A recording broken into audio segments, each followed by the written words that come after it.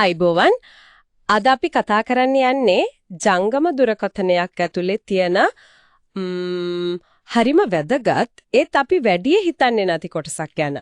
VPH කියන එක මූලාශ්‍ර වෙලා එහෙම කියන්නේ මේක ෆෝන් එකේ ප්‍රධාන බලසැපියුම් මාර්ගය කියලයි. හරියටම හරි. VPH එක හිතන්නකො ෆෝන් එක ඇතුලේ තියෙන හයිවේ එකක් වගේ.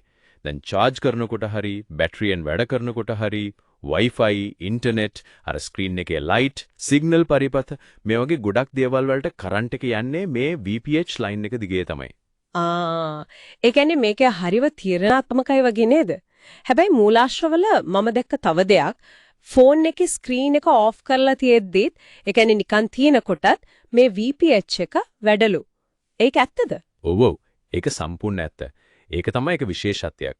දැන් ෆෝන් එක ස්ලීප් මෝඩ් එකේ තියෙද්දි උනත් පවර් බටන් එක ඔබ ගමන් ඔන් වෙන්න නම් මොකක් හරි බලයක් හැමතිස්සෙම ක්‍රියාත්මක වෙන්න එපාය. අන්න ඒකට තමයි VPH එක දිගටම වැඩ කරන්නේ. ඒකයි හේතුව. ඔව්. අනිත් එක තමයි ආරක්ෂාව. ඉස්සර ෆෝන් වල සමහර වෙලාවට බැටරියෙන්ම කෙලින්ම සමහර කොටස් වලට කරන්ට් එක ගියා. එතකොට එක තැනක ෂෝට් එකක් වුණොත් ඒක බැටරියටම බලපාන්නේ දෙතිබුණා.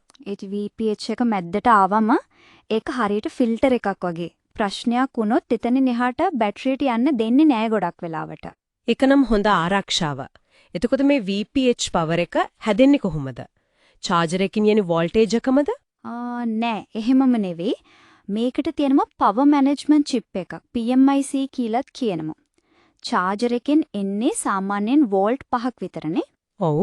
ඒත් ෆෝන් එකේ ඇතුලේ ගොඩක් කොටස් වැඩ කරන්නේ ඊට අඩු වෝල්ටේජ් එකකින්. ඉතින් අර chip එක තමයි වෝල්ට් 5 අරගෙන ෆෝන් එකට අවශ්‍ය ගානට ඒ කියන්නේ ආසන්න වශයෙන් වෝල්ට් 4ක් වගේ අන්නේ VPH වෝල්ටේජ් තාවය හදන්නේ. හරි.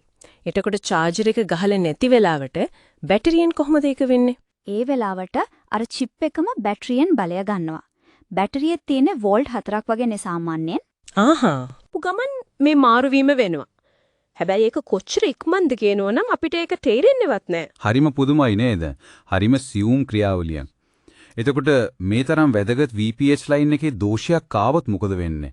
මූලාශ්‍රවල තිබ්බ ෆෝන් එක සම්පූර්ණයෙන්ම ඔෆ් වෙනවා කියලායි. ඒක නම් අනිවාර්යෙන්ම.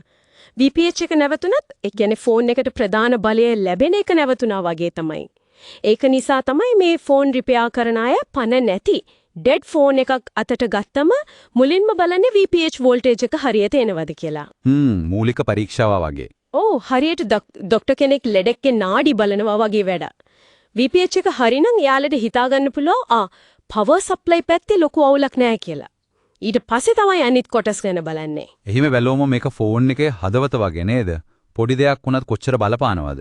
ඇත්තමම මේ කතාවෙන් අපිට හිතන්න දෙයක් ඉතුරු වෙනව නේද? මේ බලන්න එකම එක පවර් ලයින් එකක් මේ VPH එක බිඳ වැටුනොත් මුළු උපාංගයම මේ තරම් සංකීර්ණ ගැජට් එකක් වැඩ කරන්නේ නැතුව යනවා. ඒකෙන් පේනව නේද මේ ජංගම දුරකථන ඇතුලේ තියෙන පද්ධති කොච්චර සියුම්ව කොච්චර එකිනෙකට සම්බන්ධ වෙලාද තියෙන්නේ කියලා. ඔව් ඒක නෑ ඇත්ත. අනේ සියුම් සම්බන්ධතාවයේ මේ VPH කියන එක කොයිතරම්නම් වැදගත් තීරණාත්මක කොටසක්ද කියන එක තමයි අපිට මේකෙන් පැහැදිලි වෙන්නේ.